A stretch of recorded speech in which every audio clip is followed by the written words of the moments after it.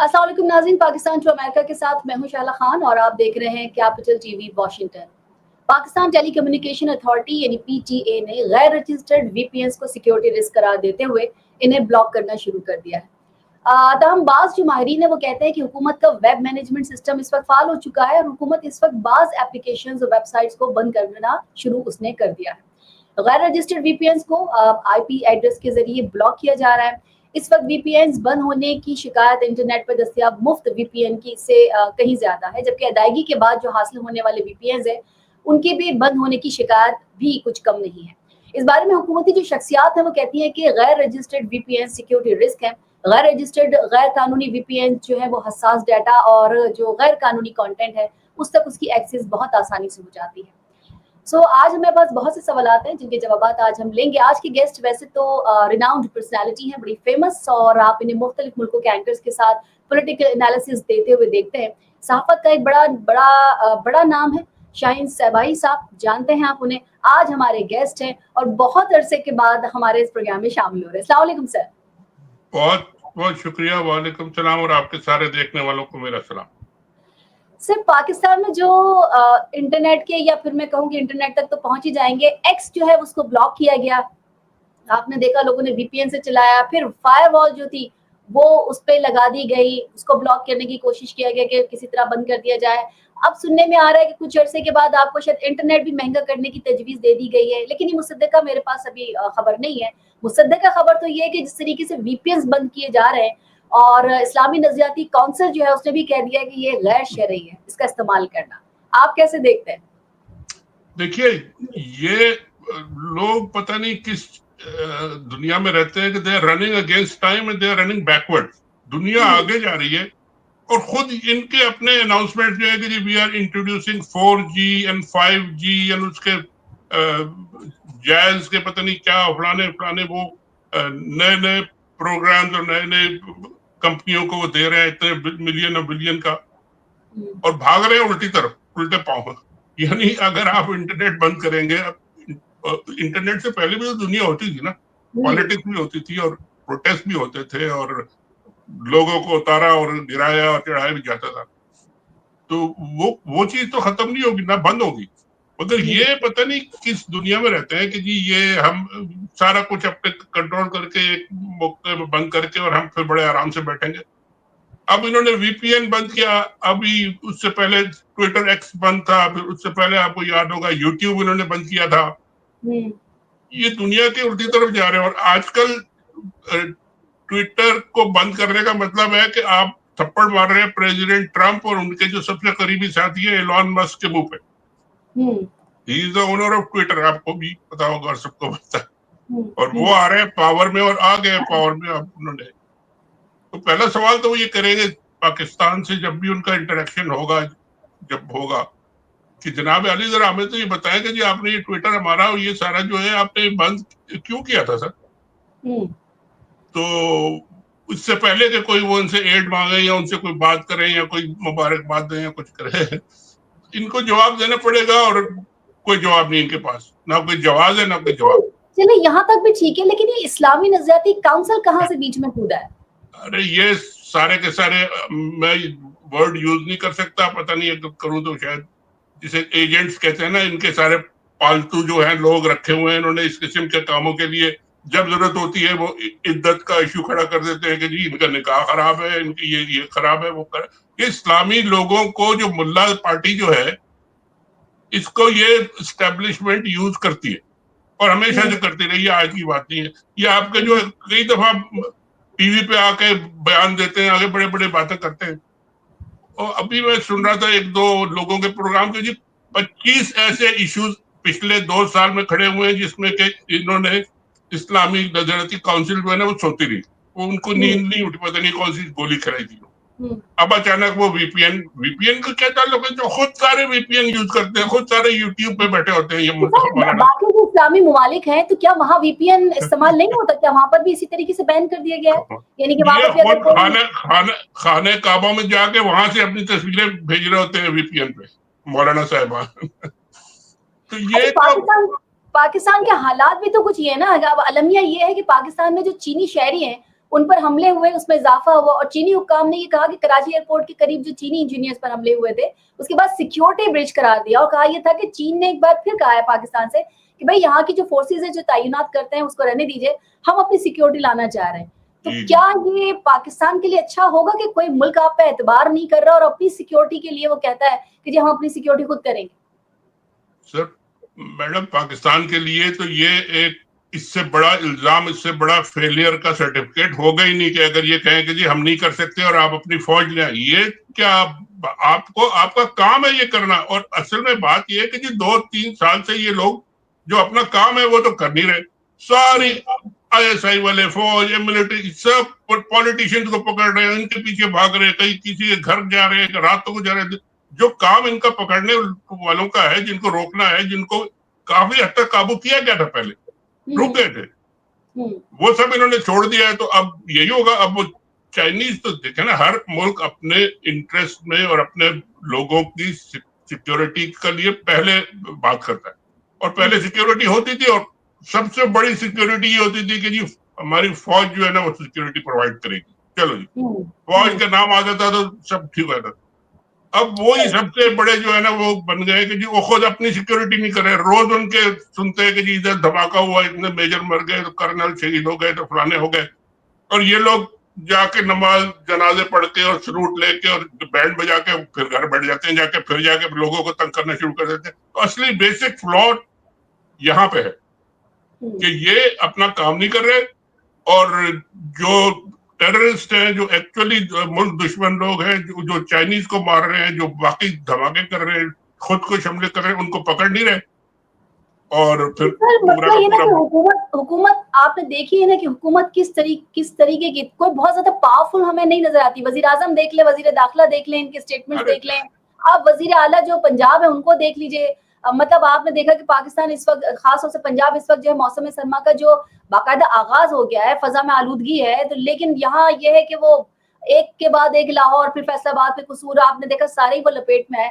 और वो खातून जो है वो बाहर का दौरा करके आ गई और जिस तरीके से वो इंटरव्यू दे रही थी और कह रही थी कि जी ये तो बहुत अरसे पुरानी चीज है। तो बहुत अरसे पुरानी चीज जो है, इमरान खान को तो कोई 3.5 साल थे, उससे पहले कौन था? देखिए, ये लोग डमीज हैं, इनको आप इतना सीरियसली ना लें। ये जो प्राइम मिनिस्टर बन के बैठे हैं या होम मिनिस्टर बन के बैठे हैं, एक तो ये कि जो काम की जितनी मिनिस्ट्रीज है वो इन लोगों के पास है ही नहीं। होम मिनिस्टर जो होता है वो एक सुतून होता है, पिलर होता है एक किसी गवर्नमेंट का। वो सिक्योरिटी रन करता है, वो लॉ एंड ऑर्डर और सिक्योरिटी का जिम्मेदार होता है। वो इनका बंदा नहीं है। वो एक पुराना जो पहले से कैबिनेट, केयर टेकर कैबिनेट में आए थे, फिर उसके बाद वो चले जा रहे, उनको कोई नहीं हिला सका। इसी तरह जो इनका जो फाइनेंस मिनिस्टर है वो पता नहीं कहां से आसमान से टपके, और वो इनके कंट्रोल में नहीं है। तो 2-3 जो मिनिस्ट्रीज हैं वो तो इनके पास प्रैक्टिकली है ही नहीं, वो तो ये हाथ ही नहीं लगा सकते। बाकी जो बराए नाम है चीफ मिनिस्टर, ये फलानी, ये उनको कहा जी आप अपना शॉल मेरे लगाई रखे, काम हम अपना चलाएंगे। और काम वही चला रहे हैं। सारा जो कुछ हो रहा है ये रातों को पकड़ रगड़ी, आपके ख्याल में ये जिम्मेदार तो यही है, चीफ मिनिस्टर और प्राइम मिनिस्टर। लेकिन इनको क्या मालूम होता है कि जी रात को आज कहाँ पे हमने अटैक करना है, किसको उठाना है, किसको MLA को उठाना है, MPA को उठाना है, पास कराना है, बिल पास करना है, अमेंडमेंट, आइन में अमेंडमेंट करानी है। इनको कुछ पता नहीं होता। और ये जो कराने वाले हैं वो आपको पता है और हमें भी पता है, वो अपना काम कर नहीं रहे और ये सारे कामों में लगे हुए। तो मुल्क का जो नुकसान होना है वो फिर हो रहा है, देख रहे हैं हम। लेकिन यहाँ तो ब्लेम गेम भी तो है ना। जो पंजाब की वजीर आला मरियम नवाज कहती है कि मैं खत लिखूंगी कि जी ये इंडिया को, क्या आपका धुआं लाहौर आता है, उधर दिल्ली वाले कहते हैं कि आपका धुआं यहाँ आता है। तो मतलब मेरा ये मतलब यहाँ का धुआं वहां जाता है और वहां का धुआं यहाँ जाता है। तो फिर और जो आवाम पिस रही है वो अलग है। लॉकडाउन करने को तैयार है, स्कूल की छुट्टी कर दी गई है, स्कूल बंद कर दिए, कॉलेजेस बंद कर दिए। मतलब क्या क्या बंद करेंगे और कब तक बंद करेंगे? मईशत इस काबिल है कि सब तमाम चीजें बंद कर दी जाए कुछ अरसे के लिए? मेरा ख्याल है इनको खत लिखना चाहिए अल्लाह ताला को कि भाई हम पे रहम कर दे आप। ये धुएं वुएं जो है ना, ये मौसम के बादल आने और जाने, और ये किसी के काबू में नहीं होते। ये वहां से दुआ मांगे कि जी ये हवा इधर की चलती रहे, इंडिया की तरफ जाता रहे, हमारी तरफ ना, उधर से इधर ना आए। बस और सारी जी हवाएं इन्हीं के फेवर की हो जाए। जी इंडिया की तरफ जाए हवाएं, जितना धुआं जाता है जाए, कोई फिक्र नहीं है किसी को। लेकिन अच्छा ये इमरान कि खत जी लिखने से तो कुछ नहीं होता, इनके खत लिखने से क्या होगा, किसको खत लिखेंगे, इंडिया को लिख दे, वो लिख दे। ये इश्यूज है, सीरियस इश्यूज, इस पे आपको लॉन्ग टर्म प्लानिंग करती है। और ये पिछले कई जितने अरसा पंजाब पे इन लोगों ने हुकूमत की है, मेरा ख्याल है किसी ने नहीं की हो। और वो उस जमाने में क्या किया उन्होंने, अब वो कहते हैं पीटीआई पीटीआई, चलो पीटीआई ने भी 3 साल हुकूमत की, वो अपने और चक्करों में फंसे हुए थे, वो भी गुजर गया, फिर ये 3 साल से बैठे हुए, क्या कर दिया भाई। ये सब इनके इश्यूज, जो इनके इश्यूज एक्चुअली नहीं, इनके हाथ में भी नहीं, इनके कंट्रोल में भी नहीं, इनको गाली भी नहीं देना चाहिए हमें, इनको जिम्मेदारी भी नहीं ठहराना चाहिए, क्योंकि ये डमीज है, पपेट्स है साले। इन पपेट्स को आप क्यों गालियां दे दे के अपने आप को दिल असल असल लोग जो कर रहे हैं उनको कह पूछे आप कि भाई लेकिन आपने सवाई क्या किया। साहब लेकिन सवाई साहब इससे देखें ना, सियासत जमहूरियत का जो हाल हो रहा है वो तो हो रहा है, खुद इनकी जो सियासत है वो कहाँ स्टैंड करेगी। अगर आप आवाम में नहीं निकलेंगे, अगर आप लोगों में नहीं जाएंगे, अगर आपने देखा कि अगर भाई पंजाब में एक हालात थे, आपको तमाम क़यादत को यहाँ रुकना चाहिए था। पहले नवाज शरीफ साहब चले गए, फिर मरियम साहिबा चली गई, फिर वासिफ साहब चले गए। तो ये अगर इसी तरह से क़यादत जा रही तो लोग, एक आम आवाम जो आम से लोग हैं, उनको क्या लगेगा कि जी हमें मुश्किलात में छोड़ के ये बाहर चले जाते हैं। और फिर नून लीग ये कहती है कि जी हमसे लोग जो है सही तरह बात नहीं करते हैं, गंदी जबान इस्तेमाल करते हैं। भाई लोग फ्रस्ट्रेटेड हैं, जिस तरीके से महंगाई और हालात गए उसके बाद ये हाल हो रहा है ना, तो क्या जरूरी नहीं था, चाहे पपेट है चाहे कुछ, अपनी सियासत बचाने के लिए कुछ अरसे के लिए यहाँ रह जाते तो क्या बुरा था। देखिए, इन लोगों को तो मालूम हो गया कि अब लोगों की पॉलिटिक्स और पॉपुलर पॉलिटिक्स में ये आउट हो गए, they have been eliminated from this. ये जैसा कि आप कह रही हैं कि जी दुनिया भर में कहीं चले जाए लोग इनके पीछे आते, पाकिस्तान में तो ये बाहर नहीं निकल सकते, एक कदम बाहर नहीं निकाल सकते जब तक उनका प्राइवेट जहाज ना हो, प्राइवेट वो फौजी ना हो, 20 गाड़ियां ना हो, ये बाहर नहीं निकल सकते। इनकी पॉलिटिक्स तो रह गई है कि जी फौज के पीछे उसके कंबल के अंदर बैठ के आराम से छुप के बैठे रहो और जो अपना काम, खाना पीना माल कमाई है वो करते रहो, बाकी सब जिम्मेदारी उनकी है, वो करेंगे।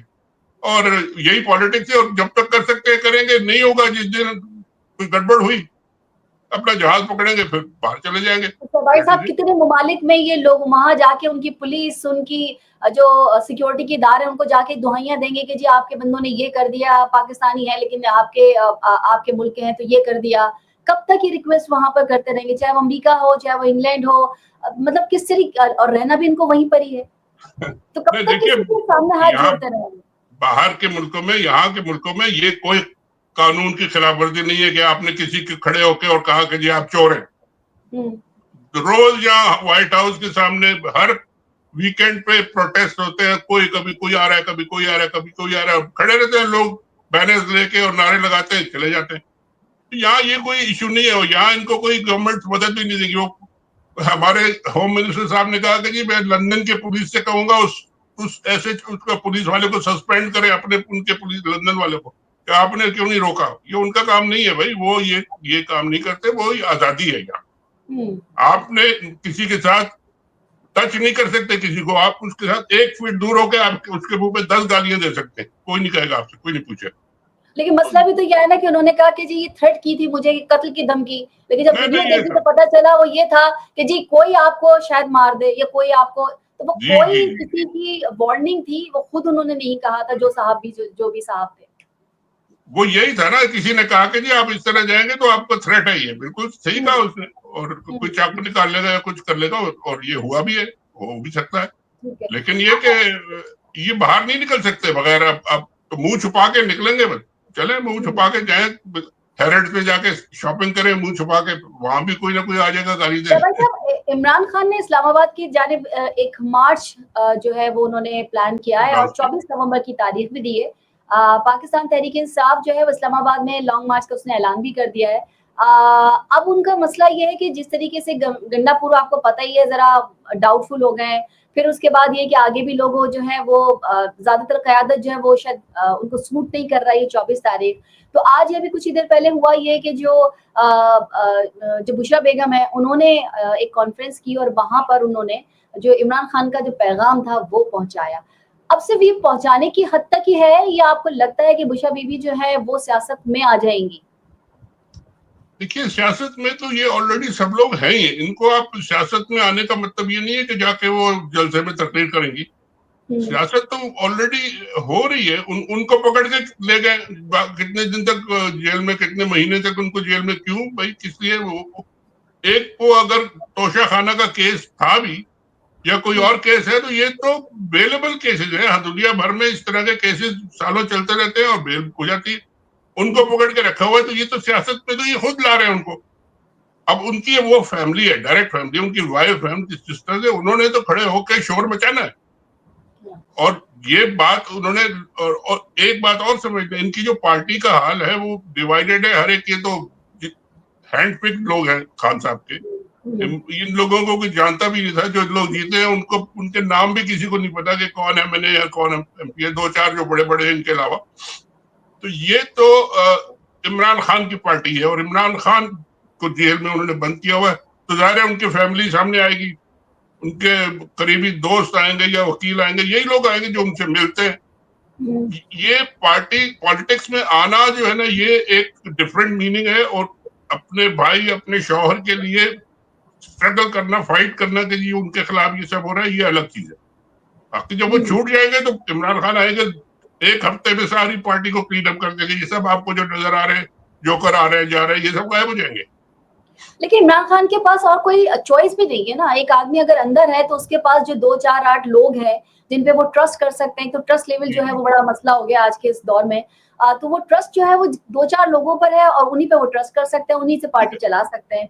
अब अगर अभी तो इनकी हाँ, अभी तो यही मसला है, क्योंकि वो अभी जेल के अंदर से बैठ के कोई फैसले नहीं कर सकते, वो मीटिंग नहीं कर सकते, कोई बड़ा यानी लोगों को बुला के पूछ नहीं सकते कि जी आपने क्या किया या नहीं किया या क्या हुआ। ये काम तो जब वो आएंगे ये इसी तरह चलेगा, और इससे कोई, उनकी पार्टी को कोई फर्क नहीं पड़ता। उनकी जो पॉपुलैरिटी है वो इससे कई गुना बढ़ गई है। लोग इमरान खान, अब ये क्या कह रहे थे लोग कि जी जब तक कॉल इमरान खान से नहीं आएगी तो ये कोई जो प्रोटेस्ट है और ये धरना वरना ये कामयाब नहीं होगा। और थोड़ा बहुत फिर भी हो जाता है, इतना हो जाता है कि हुकूमत पूरे पूरे शहर बंद कर देती है। अभी भी आप देखेंगे ये 24 तारीख को डेट दिए, ये 20-21 तारीख से पूरा पंजाब, इस्लामाबाद सब बंद कर देंगे, कंटेनर लगा देंगे, अपनी हुकूमत को खुद ही लॉकडाउन कर देंगे। और फिर इंतजार करेंगे, होगी कहीं ना कहीं लड़ाई, कोई झगड़ा होगा, कुछ होगा। इमरान खान को जरूरत इस बात की है कि जी लोग प्रोटेस्ट करें, और लोग करेंगे जाके, और ऐसा प्रोटेस्ट करें कि वो हॉट न्यूज, इंटरनेशनल न्यूज बने, ताकि आपको प्रेशर। लगता है भाई साहब, आपको लगता है कि क्या बहुत आसानी के साथ हो जाएगा ये सब कुछ, या आपको फिर लग रहा है कि मतलब हालात फिर खराब होंगे? इसकी वजह ये है कि जब जब इन लोगों ने खैबर पख्तूनख्वा में कोई जलसा करने की कोशिश की तो बड़े आराम से करने दिया गया है। जाहिर है कि वो उनका अपना सूबा है, लेकिन इस्लामाबाद या किसी दूसरे सूबे में अगर वो एक्टिव होती है ये पीटीआई, तो फिर ये है कि वो एक बार होता है ना कि फेंटी लगाओ वाला होता है। तो इस तरह आपको ये नहीं लगता कि सिर्फ खैबर पख्तूनख्वा तक महदूद करने की कोशिश की जा रही है पीटीआई को? नहीं, ये तो बड़ी खतरनाक बात कर रहे हैं। ये क्या, ये खैबर पख्तूनख्वा कोई अलग मुल्क है क्या? इस्लामाबाद को पाकिस्तान नहीं क्या? पाकिस्तान में पीटीआई को और किसी को नारा लगाने की या जुलूस निकालने की इजाजत नहीं है क्या? क्या पंजाब में कोई एंटर नहीं हो सकता है बगैर वीजा के? क्या मतलब है? यानी ये तो खुद अपनी टांगे, अपने हाथ पांव खुद काट रहे हैं ये हुकूमत वाले, और ये जो कंट्रोल में है सारे। तो वो खान साहब तो करेंगे, वो तो कोशिश हर जगह करेंगे, उनके लोग भी निकलेंगे, सिंध में भी होगा, बलूचिस्तान में भी होगा, सब जगह होगा। और ये प्रेशर वो बिल्ड रखेंगे और कोशिश करेंगे कि दुनिया भर के लोग जो है उनको, सबको पता ही चल गया आपके जी ये पॉलिटिकल केसेस है, पॉलिटिकल विक्टिमाइजेशन है, इसको बंद होना चाहिए। और अच्छा, आपका एनालिसिस क्या कहता है? ये फॉरवर्ड ब्लॉक बनाने की या बनने की जो एक खबर है कि शाह महमूद कुरैशी जैसे ही आएंगे एक फॉरवर्ड ब्लॉक बन जाएगा, उसको वो लीड करेंगे, तो वो तो खैर हमें मालूम है कि जितने भी सियासी पार्टियों के फॉरवर्ड ब्लॉक बने वो आगे जाके नाकाम रहे, लेकिन कम से कम उस वक्त एक डेंट जरूर डल जाता है कि कुछ लोग जो है वो फॉरवर्ड ब्लॉक में चले जाते हैं। तो क्या फॉरवर्ड ब्लॉक वाकई में बन जाएगा पीटीआई में? मैं तो कहता हूँ बना ले, क्या फर्क पड़ेगा? पार्टी तो इमरान खान की है, लोग इमरान खान के साथ है, फॉरवर्ड ब्लॉक के साथ नहीं है। लोग ये जाएंगे, जो भी 8-10-20 होंगे अपना मुंह काला करेंगे, उनकी सियासत खत्म हो जाएगी। वो जब तक ये बैठे हैं, ये लोग इनको जबरदस्ती बिठाया हुआ है, ये रहेंगे। वो असेंबली में भी शोर मचाए। जहांगीर तरीन साहब कौन थे? कितने बड़े एटीएम थे वो जो आपके दूसरे जो पंजाब के जो है वो आजकल उनके साथ है, वो इतने बड़े उनके समा के जो अलीम खान। जी जी, वो इतने बड़े बड़े लोग थे, किधर गए वो? पार्टी छोड़ी, इमरान खान से हटे तो बेड़ा गर्क है उनका। तो कितने लोग हट जाएंगे? ये तो अब जो आए हैं वो तो आए इमरान खान की वजह से। एक आध दो रह जाएंगे शाह महमूद कुरैशी टाइप के, या जो जिनके अपनी कोई एक आध लोकल कॉन्स्टिट्यूएंसी है, वो भी खतरे में होगी उनको अगर वो इनको छोड़ेंगे। ये सब पॉलिटिक्स में होता है, कोई फर्क नहीं पड़ने वाला। सवाल ये है कि इमरान खान को कब इजाजत मिलेगी बाहर आने की और किस तरह मिलेगी। और अदालतों को देखिए, उन्होंने जो पिछले दिनों में ये तरमीम और ये सब करके जो पूरा का पूरा सुप्रीम कोर्ट का गला पकड़ लिया है, ये मुल्क के लिए कोई अच्छा नहीं हुआ। ये अपने लिए तो उन्होंने कर दिया कि जी हमारा हर चीज पे कब्जा हो गया, लेकिन ये कब्जा बहुत बहुत ही एक मैं अक्सर कहता हूँ कि हंसी भी आती है मतलब कि जी एक साहब सुबह उठे, बाथरूम गए, उनका पांव फिसल गया, सर उनका कहीं लग गया तो वो गिर गए, तो ये सारा का सारा सिस्टम जो है ना उधर बाथरूम में बैठ जाएगा, डूब जाएगा। This is what it is. और भी बहुत सारी कुछ हो सकती है चीजें, मतलब इनके इदारों के अंदर भी आपने ये जो किया। मैं भाई साहब मैं मान लेती हूँ, आप भी मान लेते हैं, सब मान लेते हैं कि जी ठीक है, सारी जो ग्रिप है इनकी पूरी हुकूमत पर हर तरह से, कि आपके साथ एस्टेब्लिशमेंट भी है, आप अब आप आपके वजीर आजम को कोई हटा नहीं सकता, कोई सदर को नहीं हटा सकता, और एक्सेट्रा सारा कुछ है। लेकिन जब तक मुल्क के पास पैसा नहीं होगा, जब तक हम मांगते रहेंगे, जब तक पैसा नहीं होगा, तो मुल्क तो वैसे भी नहीं चल सकता। 7 अरब जो है IMF से महंगा कर्ज लिया था इन लोगों ने, और नून लीग ने जजों की तनख्वाहों में उसको उड़ाया, मराद बढ़ा दी, साफियों को 3200 सरकारी प्लॉट्स दे दिए, और खैबर पख्तूनख्वा ने ये कि कुछ बच बचाकर उन्होंने जो ज्यादा सरप्लस था वो दिया। तो अब इससे अंदाजा लगा लीजिए कि इनकी तरजीहात क्या है, सहाफियों को देना है, जजेस को देना है, ताकि हमारे खिलाफ किसी तरह की कोई खबर बार ना निकले, और हमारे खिलाफ किसी किस्म का जो केस है वो हमारे खिलाफ ना जाए, बल्कि हम जो सामने वाले जो हमारे दुश्मन है या हमारे जो अपोजिशन है उसी के खिलाफ वो लड़े, उसी के खिलाफ खत्म हो जाए। तो क्या इस तरह से देर पा हुकूमत रहेगी? पैसा नहीं है, उड़ाते रहें और लोगों को खरीदते रहें, तो कितने दिन चलेगी इस तरह की हुकूमत? देखिए, इनको कोई फिक्र नहीं है कितने दिन चलेगी। इन्होंने जो कुछ करना था, माल शाल बनाना था, कंट्रोल करना था हर चीज पे, वो अपना पूरा जोर लगा लिया, पूरे हर चीज को उन्होंने कोशिश कर लिया। पार्लियामेंट भी कंट्रोल में आ गई, अदलिया भी कंट्रोल में आ गई, ब्यूरोक्रेसी भी कंट्रोल में है, पुलिस भी कंट्रोल में है, सब।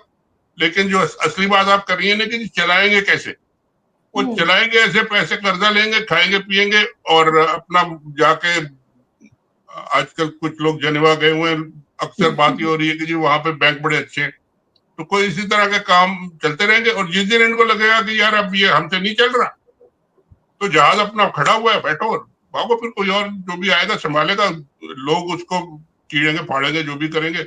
इनको असल में तो ये अपने लिए बैठे हुए हैं, और जब तक बैठे हैं बैठे, कोई इनका, अब तो उन्होंने पूरे 10-10 साल के प्लान बना के बैठे हुए हैं। आपका क्या ख्याल है कि ये जो इन्होंने 10 साल का प्लान बनाया है, उसके अंदर कितने इदारों में कितने बड़े बड़े लोग जो हैं वो कह तो कुछ नहीं सकते, लेकिन क्या वो बड़े खुश होंगे कि जी अब हम 10 साल तक बैठेंगे? उनमें से आधे तो वैसे ही फारिग हो जाएंगे, और आने वाले और फारिग हो जाएंगे, और एक आदमी 2 आदमियों को आप बिठा दें और बाकी पूरा इदारा जो है ख्वार हो जाए। ये इस तरह की सिचुएशन में फिर वही होता है जैसा कि जियाउल साहब के साथ हुआ था, या और बहुत सारे लोगों के साथ हुआ था। मगर अल्लाह खैर करे, आराम से इनकी अकल आ जाए, समझ आ जाए इनको, तो बेहतर है। ठीक है। अब आपके जरा अमेरिका की तरफ आ जाते हैं। सदर ट्रम्प जो है वो पहले अमेरिकन सदर होंगे जो कि अगर मुझे याद पड़ता है कि जॉन एफ कैनेडी के बाद जो पिछले 60 सालों में अमेरिका की सिक्योरिटी एस्टेब्लिशमेंट का नुमाइंदा नहीं है। तो नंबर 2 ये है कि ट्रम्प जो है वो पहले अमेरिकन सदर भी होंगे कि कई सालों के बाद, क्लिंटन के बाद, क्लिंटन 1993 में तकरीर में कश्मीर का जिक्र किया था, और ट्रम्प ने जब पाकिस्तान के वजीर आजम वहां गए थे 2019 में, तो उनसे कहा था कि मैं कश्मीर में एक सालिसी का किरदार अदा करने को तैयार हूँ। क्या ट्रम्प साहब को अब वो बात याद होगी, या हमारे यहाँ के जो इदारे, हमारे यहाँ के जो सदर और वजीर आजम है, क्या इस पे बात करने की कोशिश करेंगे? देखिए, ट्रम्प साहब जो आए हैं, ये बहुत एक बड़ी चेंज आई है अमेरिका में, और इससे पहले मेरा ख्याल है इतना पावरफुल प्रेसिडेंट कोई रहा भी नहीं होगा कि प्रेसिडेंसी उसने पॉपुलर वोट से भी जीत ली, दूसरे डेलीगेट भी जीत लिए, प्रेसिडेंसी में आ गए, सेनेट उनकी अपनी कंट्रोल में, उनका हाउस अपने कंट्रोल में, सुप्रीम कोर्ट उनके अपने कंट्रोल में। जो 6-7 बड़े जिन्होंने सुप्रीम कोर्ट के जजेस हैं वो इन्होंने ही लगाए हुए हैं। तो इससे ज्यादा पावरफुल प्रेसिडेंट नहीं होगा। और जो उन्होंने एजेंडा दिया है वो इतना खौफनाक एजेंडा है कि लोग, और यहाँ पे ये इस तरह की बातें नहीं होती कि हमने कह दिया और 10 पॉइंट और भूल गए। यहाँ पे उन्होंने जो टीम अपनी बनाई है, जो अनाउंस कर रहे हैं, वो जिन लोगों को, लोग हैरान हो रहे हैं कि जी ये लोग अब हुकूमत करेंगे हमारे ऊपर। और उनके जो रिकॉर्ड है वो तो सारे एक एक का रिकॉर्ड आ जाता है। अभी ये जब आएंगे ये सारे, आप देखिएगा कि जो इन्होंने लोगों को नॉमिनेट किया है, इन सब की जाके सेनेट में हियरिंग्स होती हैं, जहां पे ये सब लोगों को आके जवाब देना पड़ता है। ये जितने भी वजीर लगा रहे हैं, ये जो भी लगा रहे हैं, इंक्लूडिंग इलॉन मस्क और दूसरे सबको सेनेट वाले कमेटी पूरी बुला के कंफर्मेशन हियरिंग कहते हैं उसको, कंफर्मेशन हियरिंग, और सेनेट वाले कंफर्म करते हैं। तो वहां जब बैठेंगे 3-4 दिन, उनसे सवाल दर सवाल होंगे, तब लोगों को पता चलेगा कि इनका पास क्या है और इनका फ्यूचर क्या है। और फिर अगर उनकी कंफर्मेशन होगी और जैसे कि इनके नंबर्स हो जाएगी, तो फिर वो आके हुकूमत करना शुरू करेंगे। तो ये बड़ा एक इन्होंने अपने लिए बहुत ह्यूज चैलेंज लिया है, और ये मेरा ख्याल है इससे ज्यादा पावरफुल प्रेसिडेंट कोई आया नहीं। यही कर सकते हैं अगर कोई कर सकता है। इस दौरान में अगर आप पाकिस्तान और दूसरे मुल्कों और अफगानिस्तान का कोई इश्यूज आते हैं, फॉरेन अफेयर्स के इश्यू आते हैं, तो वो हैंडल करते रहेंगे। पाकिस्तान पे कोई इतना ज्यादा फोकस नहीं करेगा जब तक कोई बहुत बड़ा आप कोई खड़ाक न कर दे, कुछ ऐसा कोई गड़बड़ न कर देंगे जो मतलब ट्रम्प के लिए अपने अपने मुल्क की ही जो प्रायोरिटीज उसने रखी है वही पहले वो सॉल्व प्रायोरिटी करेंगे। होगी, लेकिन फॉरेन अफेयर्स भी उनका साथ साथ चलेगा। और जाहिर है उनको पाकिस्तान के बारे में भी एक पॉलिसी देनी पड़ेगी, इमरान खान के बारे में भी एक पॉलिसी देनी पड़ेगी, इंडिया के बारे में भी एक पॉलिसी देनी पड़ेगी। मैं जो सुन रहा हूँ वाशिंगटन के सर्कल में, इंडिया वाले भी अंदर से घबराए हुए, खुश नहीं, क्योंकि ट्रम्प ने कई लोगों से कहा है कि जी मुझे आज रहने दो, मैं इंडिया वालों को भी ठीक करूंगा। ये जो कंपनी है हमारी बहुत सारी ले गए इंडिया, ये मैं उनसे वापस लाऊंगा, पैसे इंडिया से वापस लाऊंगा मैं। वो इस तरह की बातें करते रहते हैं अक्सर। सही सही। अच्छा, सबसे बड़ी जो चीज या सबसे बड़ा टारगेट या सबसे बड़ा उनके लिए प्रायोरिटी या क्योंकि अक्सर ज्यादातर मुसलमानों ने और दूसरे जो मतलब लोग रहते हैं उन्होंने उनको वोट दिए हैं। अब गैर कानूनी तारीके वतन के लिए जो जिला वतनी है वो उनका एक नामुकम्मल मंसूबा था, जो अमेरिका को एक तो सील करना, एक सरहदी जो क्या कहते हैं जगह है आपके यहाँ पे सरहद को सील करना। अच्छा, मसला वहां पर ये आया है कि अमेरिका में तकरीबन गैर कानूनी तारीके वतन जो है वो तकरीबन 2022 से भी पहले से, और मतलब बहुत अरसे से वो रह रहे हैं। मैं ये पूछना चाह रही हूँ कि वो जैसे बार बार वहां से खबर आती है कि, बल्कि ट्रम्प ने खुद ने भी कहा एक स्पीच में कि वो लोग जो कि बच्चों की बेस पर, यानी कि आपके बच्चे यहाँ पैदा हुए और वो बच्चे ने आपको स्पॉन्सर कर दिया, दोनों माँ बापों को या अपने वालिदैन को, तो उसके लिए वो कहते हैं कि ये अब नहीं होगा। माँ या बाप में से कोई ना कोई एक अमेरिकन होना जरूरी है। बेशुमार इंडियंस, बेशुमार पाकिस्तानी, खुद मेरे नजर से जितने लोग गुजरे उसमें बेशुमार लोग हैं, वो तमाम के तमाम लाखों में होंगे। तो क्या वो लोग जो कि बच्चा वहां पैदा हुआ और उसी की बेस पे वहां रह रहे हैं, तो क्या अब ऐसा नहीं होगा, या ये कि कोई अरसा वो बताएंगे कि इस सन से लेके इस सन से या इस सन से लेके इस सन तक के जो लोग होंगे उनको भी वो फिर अपने मुल्क भिजवा देंगे? देखिए, ये बहुत बड़ा एक पॉलिटिकल इशू है अमेरिका के लिए। जैसा कि अगर आप इससे कोई हम अपनी पॉलिटिक्स से कंपेयर करें, तो अफगान रिफ्यूजीज जो हमारे यहाँ कितने 30-40 लाख कब से आए हुए हैं, और उनके बच्चों के भी बच्चे हो गए, और उन्होंने क्रिकेट भी यही सीखी है, और अब उनकी क्रिकेट टीम हमारी टीम को हरा रही है। तो ये इशू यहाँ पे इमिग्रेंट्स का इशू जो है, ये एक बहुत बड़ा इशू है, पॉलिटिकल इशू है। 4 साल की इनकी टर्म है, 4 साल में ये आप कह रही हैं लाखों, मैं कहता हूँ 1,50,000 लोगों को भी नहीं निकाल सकते यहाँ से, क्योंकि यहाँ पे देखिए सबसे ज्यादा बड़ा फायदा जो बिजनेस क्लास को है इमिग्रेंट से, ये जो इलीगल है खासकर इनसे, और ये खासकर साउथ की स्टेट जहां पर ट्रम्प साहब जीते हैं, बेशुमार जीते हैं, इनके सारे बिजनेसेस जो है, अभी मैं एक रिपोर्ट पढ़ रहा था कि पता नहीं अगर इन्होंने ये निकालना शुरू किया तो इकोनॉमी पूरी की पूरी बैठ जाएगी, इसलिए कि ये लोग चलते हैं चीप लेबर पे। चीप लेबर का नाम आपने सुना होगा कि जी इलीगल जो लोग आते हैं वो आके, अगर आपने अमेरिकन को $20 पर घंटा देना है तो वो $5 पर घंटे पे काम करते हैं। सही। और ये सारे के सारे रिपब्लिकन खिलाफ हैं इनको निकालने के, क्योंकि उनके बिजनेसेस बंद हो जाएंगी, उनके इलाकों में फैक्ट्रियां बंद हो जाएंगी, क्रॉप्स जो है काश्तकार एग्रीकल्चर उनकी बैठ जाएगी।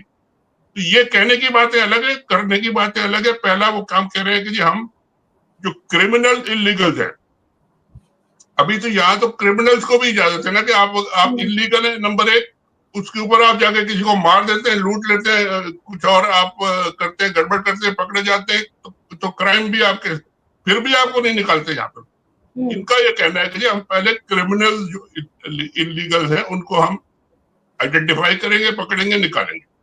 यही एक काम अगर उन्होंने कर लिया तो 4 साल इनको लग जाएंगे। ये आप सोच ले। तो ये पॉलिटिक्स इसमें ज्यादा है।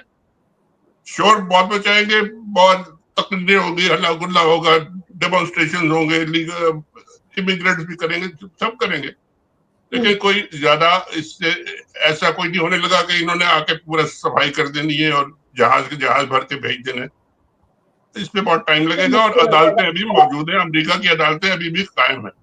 ठीक है। अच्छा, एक और चीज मैं पूछूंगी, लास्ट क्वेश्चन है कि उन्होंने ये भी कहा कि जिन्स के मामले में, अगर जेंडर के मामले में उन्होंने कहा कि जी एक मेल और एक फीमेल, इसके अलावा वो कहते हैं कि तीसरी कोई चीज वो मानने को तैयार नहीं, तो क्या इससे भी मसाइल पैदा होंगे? ठीक है, ये भी पॉलिटिकल इशू है। अबॉर्शन एक बहुत बड़ा पॉलिटिकल इशू है। ये जेंडर का जो है इशू, ये अमेरिका आधे से ज्यादा डिवाइडेड है, आधे इधर है, आधे उधर है, कोई इधर है, कोई उधर। ये सारे लिबरल जो पॉलिसीज हैं, ये तो डेमोक्रेट्स के जमाने में ठीक है कि जी उन्होंने बड़ी आजादियां दी है कि जी सबको आजादी है, आप आपस में सेम सेक्स मैरिजेस भी कर लें, जो भी कर लें। इनका ये कंजर्वेटिव है, इनकी पूरी जो सपोर्ट है वो सारे पुराने जमाने के क्रिश्चियंस और कंजर्वेटिव क्रिश्चियंस है, वो है। तो ये अपनी जो उनकी जो कॉन्स्टिट्यूएंसी है उसके लिए ये बहुत अच्छी बात है, ये जब करते हैं। होगा इसमें भी कोई ऐसी उछाड़ पछाड़ नहीं होगी, ये बातें चलती रहेंगी। ज्यादा से ज्यादा अगर इन्होंने कोई एक्शन किया तो अदालत में चला जाएगा, अदालत कोई एक जज जो है वो उखाड़ देगा, दूसरा जज बिठा देगा, तीसरा जज कुछ और कर देगा, और ये मसला चलता रहेगा। इसमें मेरा ख्याल है किसी खासकर बाहर वालों को, मुल्कों को, यहाँ पर जो रह रहे हैं लोग, लीगली रह रहे हैं, उनको घबराने डरने की कोई फिक्र की बात नहीं। ठीक है। शाहीन सवाई साहब, बहुत बहुत शुक्रिया। बड़े दिनों के बाद आप तशरीफ लाए हमारे प्रोग्राम में, लेकिन अच्छा लगा। Thank you so very much. अपने नाज़रीन से कहूंगी कि सोशल मीडिया प्लेटफॉर्म पर कैपिटल टीवी वॉशिंगटन की फेसबुक पेज को लाइक कीजिए, यूट्यूब चैनल को सब्सक्राइब कीजिए और कैपिटल टीवी वॉशिंगटन की एप्लीकेशन को जरूर इंस्टॉल कीजिए, ताकि दुनिया में आप किसी भी जगह हो हमारे लाइव प्रोग्राम्स और शोज को देख सकें। जिंदगी ने वफा की तो इंशाल्लाह फिर मुलाकात होगी। तब तक के लिए शाहीन सवाई साहब को और शाला खान को दीजिए इजाजत। फी अमान अल्लाह।